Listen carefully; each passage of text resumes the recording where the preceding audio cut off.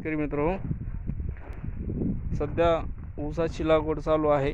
काही ठिकाणी रोपं मरत आहेत किंवा लवकर सट व्हावीत. ठिकाणी ऊसाच्या रोपाची लागवड सुरू आहे, परंतु अशा प्रकारे काही ठिकाणी रोपं मरत आहेत. काही ठिकाणी रोप तर काही ठिकाणी कांडी लागवड चालू आहे.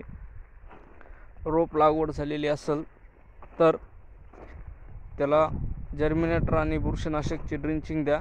बुरशीनाशकमध्ये ब्ल्यू कॉपर, रोको किंवा बायोस्टीन 30 ग्राम आणि जर्मिनेटर 100 मिली 15 लिटर पंपाला टाकून वळीमध्ये वल्ल्या रानामध्ये ड्रिंचिंग करून घ्या, जेणे की रोपाची मर होणार नाही, वाढ होईल, फुटवा चांगला होईल आणि हिरवेगारपणा येईल. आणि जर कांडी लागवड करायची असेल तर कांडे या द्रावणामध्ये बुडून लावा. जर्मिनेटर बायोस्टीनच्या द्रावणामध्ये जर बुडून लावले तर 100% उगवण शक्ती होते आणि उगवल्यानंतर मर होत नाही.